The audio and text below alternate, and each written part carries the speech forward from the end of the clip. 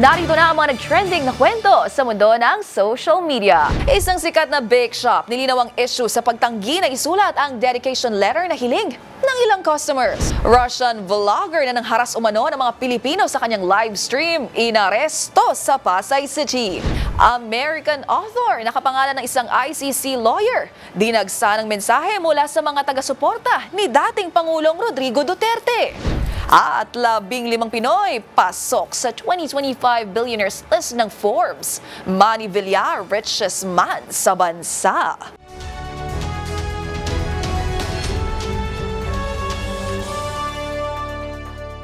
Sure ako ang lahat ng kwento o viral video ay hindi umaabot sa wall mo at mga trending na hindi mo akalain, yun pala ang totoong kwento. Kasama mga follow-up na ginawa namin sa mga post na humahakot ng mataas na views, comments, and shares. Kasama ang buong grupo ng TNVS Trending and Viral Show. Kami ang kukumpleto ng buong kwento. Ako po si Angelica Cosme at ito ang TNVS. Una sa Pilipinas, una sa Pilipino.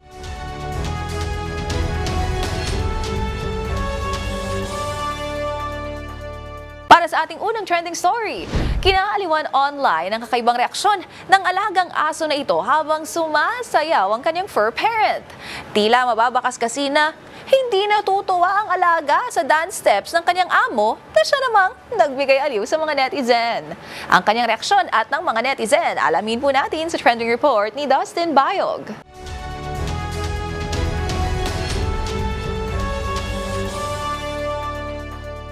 Isang nakatutuwang reaksyon mula sa fur pet na ito na si Panda ang nagbigay aliw para sa mga netizen. Habang kasi nag-e-enjoy ang kanyang fur parent na si Faye Panagiton sa pagsayaw, ay siya namang tila baliktad na ekspresyon kay fur baby na si Panda.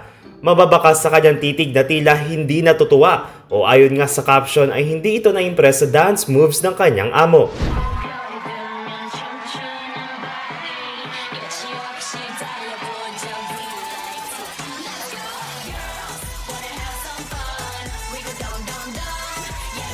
Ang mga netizens ay hindi rin napigilan na matuwa at maglapag ng kanilang entries base sa reaksyon na ito ni Panda. Ang video na iyan na pinost sa TikTok ay umabot na nga sa 13.3 million views na mayroong 2.3 million likes at higit 30,000 comments. Para sa DZRH TV, ito si Dustin Bayog, una sa Pilipinas, una sa Pilipino.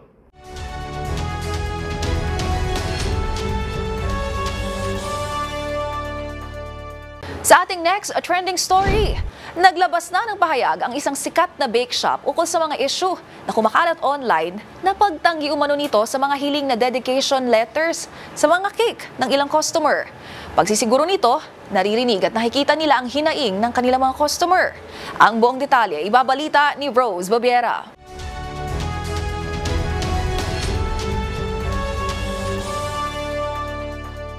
Mga mensahe ng pagdiriwang, panghihikayat at pagbubuklod na sumasalamin sa tuwa at pagsasama-sama. Ito raw ang mga bagay na pinaniniwalaan at pinahahalagahan ng sikat na bake shop na Goldilocks. Sa isang opisyal na pahayag, ito ang binigyan diin ng pamunuan ng bake shop tugon sa issue na kinasasangkutan nito patungkol sa viral post ng isang netizen na ibinahagi ang nakakadismayang karanasan niya sa pagbili ng isang cake. Sa kwento kasi ni Am Poras, bumili siya ng salted caramel crunch cake noong ika-28 ng Pebrero at hiniling na ilagay ang mga pangalan na Tatay Digong sa ibabaw nito. Laking dismaya na lamang niya nang matanggap ang cake na wala ang request na dedication. Paliwanag umano ng staff, nais maging neutral ng bake shop pagdating sa mga ganitong usapin. Ilang linggo kasi bago ang kaarawan ng dating Pangulong Rodrigo Duterte ay matatandaan na inaresto ito ng International Criminal Court at kasalukuyang nasa kustodiya ng ICC headquarters sa The Hague, Netherlands. Reklamo ni Poras sa bake shop, pangalan lamang daw ang kanyang pinalalagay at wala naman umanong ibang pakahulugan. Maraming Duterte supporters ang umalma at marami ring sinabi na karapatan ng shop na tumanggi sa mga ganitong hiling kung nakikita nilang hindi ito nakaayon sa mga pinaniniwalaan ng buong pamunuan. Tumugon naman ang Goldilocks at ipinabatid na aware ito sa insidente at sinabing palagi nitong sinisikap na i-accommodate ang mga personalized na mensahe. Naiintindihan nila na mahalaga ang bawat sandali kagaya nito para sa mga customer at nangako na mas paiigtingin pa nito ang mga hakbang para masiguro na ang lahat ng bumibili sa store ay mararamdamang sila ay nakikita, kabilang at ipinagdiriwang. Matatanda ang hindi lamang ang post ni Porras ukol sa isyu ang nag-viral. Isang mamamahayag na si Ja Rosales ang minsan nang nagtangka na ipagdiwang ang natatanaw na hustisya para sa mga biktima ng EJ case, kasabay ng pagkaaresto ng dating Pangulo. Parehas ang tugon ng mga manager ng magkaibang store na nais ng bake shop na panatilihin ang neutrality nito sa mga nasabing issue. Para sa DZRH TV, ito si Rose Babiera. Una sa Pilipinas, una sa Pilipino.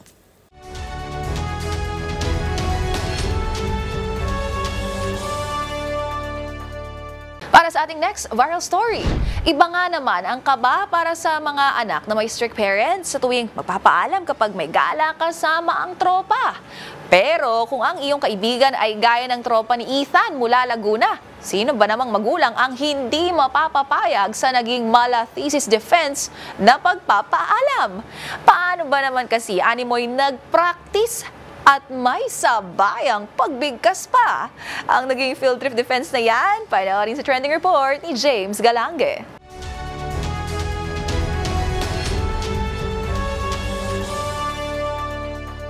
Power of friendship. Yan ang pinatunayan ng magkakaibigang ito mula Laguna na naging mala thesis defense ang pagpapaalam sa magulang ni Ethan para lamang makasama sa field trip na gaganapin sa Batangas. Paano ba naman kasi? Animoy well-rehearsed ang kanilang ginawang performance na may pasabayang pagbigkas pa at solo spills na kinatuwa naman ng mga magulang ni Ethan. Good evening, everyone! Dear mother and father, gentlemen! Nandito kami sa inyong harapan para ipagpaalam ang inyong minamahal na anak ni Takhala.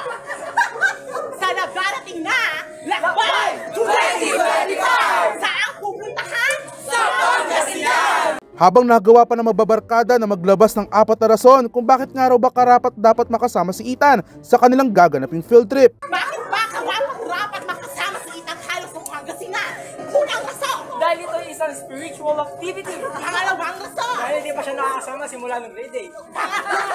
Dahil ito na ang last year namin pagkakasama. Samantala, kahit ang mga netizen parehong naaliw at naantig sa naging cute stunt ng magkakaibigan na ayon sa ilan, manifesting na sana'y makatagpo rin ng ganitong klaseng kaibigan ang kanilang mga magiging anak at sinong magulang pa bang mag-aalala kapag ganitong klaseng kaibigan ang kanilang makakasama.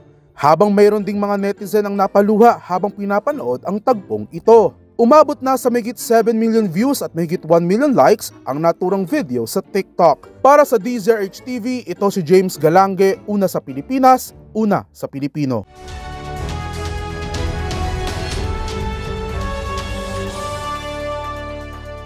Sa ating sunod na istorya, hanggang saan nga ba ang kayang gawin ng isang content creator para lamang makapagbigay ng entertainment sa kanyang mga manonood? Ang isang vlogger kasi mula Russia na bumisita sa Pilipinas kamakailan, arestado matapos umanong mangharas sa mga Pilipino sa kanya mismong live stream. Ang mga kinahinatnan ng naturang vlogger, tinutukan ni Millie Borja.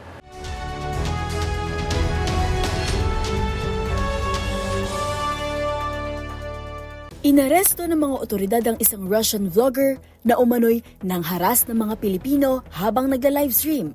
Ayon yan sa Philippine National Police Criminal Investigation and Detection Group. Sa isang pahayag, sinabi ng CIDG na naaresto ang lalaking kilala sa pangalang Vitaly sa isang hotel sa Pasay City matapos maglabas ang Bureau of Immigration o BI ng mission order para sa kanyang pagpapaalis sa bansa dahil sa undesirability. A question for you. Can I give you a kiss? No, I have a question for you.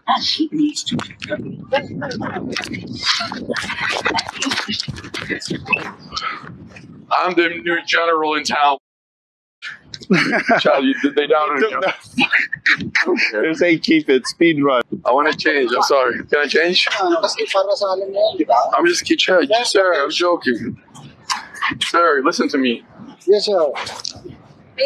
Dispatch. Dispatch. I'm a homosexual.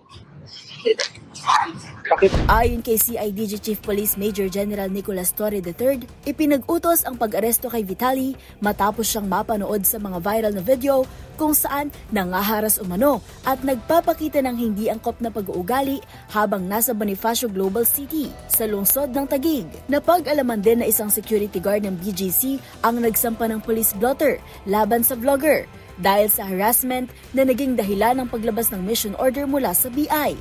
Matapos ang kanyang pagkadakip, Inilipat siya sa BI Detention Facility sa Camp Bagong Diwa, Bikutan, Taguig, habang inaantabayanan ang kanyang deportation proceedings. Sa isang panayam sa DZRH 2x2, sinabi ni BI spokesperson Dana Sandoval na nang mahuli ang naturang vlogger, hindi pa rin nawala ang tila angas nito sa pagharap sa mga otoridad.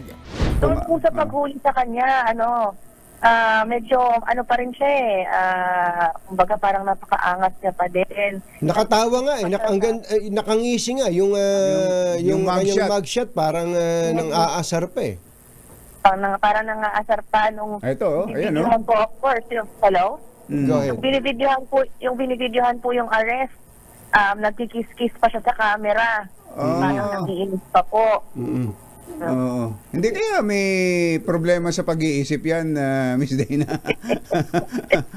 O talagang ganun lang ang pagtingin niya sa mga Pilipino? Oo, ang tingin niya yata sa atin, mga muchacho at muchache. Nung tinignan po natin yung history niya, mukhang may ganun talaga siyang ugali kahit sa iba pong bansa. There are other countries allegedly na banned din siya dahil sa mga ginagawa niyang ganyang mga stunts. Ang sabi po nila, race-baiting daw. Kaya, kumbaga, naggagawa siya ng mga nakakainis na videos para mas bumenta po sa social media. Tinawag na si Vitali bilang isang undesirable foreign national ng BI. Ayon sa ahensya, malugod na tumatanggap ang Pilipinas ng mga bisita mula sa ibang bansa. Ngunit hindi umano magdadalawang isip ang mga ito na patawan ng kaukulang parusa ang mga hindi marunong rumispeto sa mga taong naninirahan sa Pilipinas, maging sa batas nito. Para sa DZRH TV, ito si Mili Borja, una sa Pilipinas, una sa Pilipino.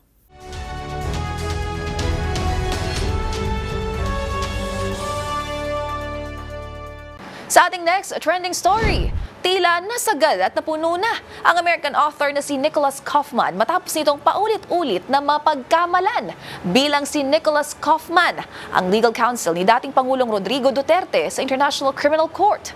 Kaugnay ito ng umano'y dagsa ng mensaheng natatanggap niya mula sa mga Pilipinong taga-suporta ng dating Pangulo na siyang nag-ugat sa magkatunog nilang pangalan.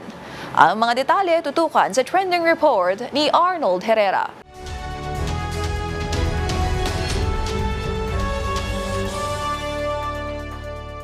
Nang dahil sa isang pangalan, naperwisyo ang American writer na si Nicholas Kaufman matapos biglang maglipana sa kanyang social media ang mga taga-suporta ni dating Pangulong Rodrigo Duterte. Ito ay matapos umano siyang mapagkamalan bilang ang kanyang katukayo na siyang legal counsel ni Duterte sa International Criminal Court kaugnay ng kasong Crimes Against Humanity. Pero di nagtagal ay dinumog din ng mga kritiko ng dating Pangulo ang kanyang comment section dahilan para mapuno ng pagtatalo ang kanyang social media account. Sa kanyang Facebook post, nakiusap si Kaufman na itigil na ng mga Pilipino ang pag-message sa kanya, lalo't malaking abala na ito sa kanyang buhay.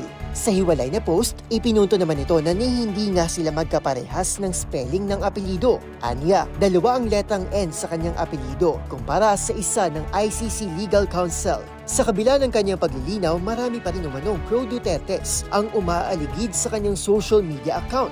Samantala, idinaan na lamang ng mga netizen sa tawa ang kakatwang sitwasyon. Anila, pwede na raw sulatan ni Kaufman ng libro ang kanyang pagsikat sa kabilang dako ng mundo bilang isang abogado. Kilala si Kaufman bilang isang writer ng horror fiction, urban fantasy at adventure fiction. Para sa DZRH TV, ito si Arnold Herrera. Una sa Pilipinas, una sa Pilipino.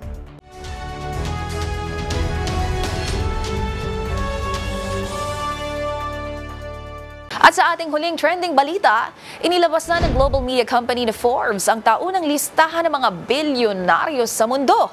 At dito, 15 Filipino tycoons ang kabilang sa Billionaires Club, kung saan nangunguna ang dating senador at negosyanteng si Manny Villar bilang richest man sa Pilipinas. Kung sino-sino pa ang mga nasa listahan, kilalanin sa trending report na ito.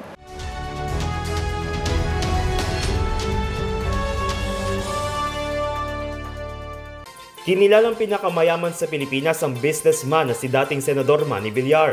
Ito ay batay sa inilabas sa World's Billionaires List, the richest in 2025 ng Forbes. Mula sa 3,028 entrepreneurs, investors at mga tagapagmana, nakuha niya ang ika-117 na pwesto matapos makapag-register ng $7.2 billion na net worth o katumbas ng halos 1 trilyong piso. Si Villar ang chairman ng property developer na Vista Land and Lifescapes at ang pinakamalaking asset ito ay ang equity sa Golden MV Holdings habang mayroon pa siyang 5 listed companies at pinasok na rin ang free-to-air TV. Pumangalawa naman sa kanya sa Pilipinas ang ports and casino magnate na si Enrique Razon Jr. with total net worth na $10.9 billion. Si San Miguel CEO Ramon Ang naman ang ikatlo sa listahan na may $3.7 billion na net worth. At pang-apat ang 90-year-old founder and chairman ng LT Group na si Lucio Tan. Subsidiaries ng LT Group ang Asia Brewery, Philippine Airlines at Philippine National Bank. Samantala, ang pinakamayamang tao naman sa mundo ay ang CEO ng electric car Tesla at may-ari ng X o dating Twitter na si Elon Musk na may network na $342 billion. Habang number 2 sa richest people in the world ang 2025 Forbes list, ang 40-year-old American businessman at co-founder ng Facebook na si Mark Zuckerberg. Para sa DZRH TV, ito si Dustin Bayog. Una sa Pilipinas, una sa Pilipino.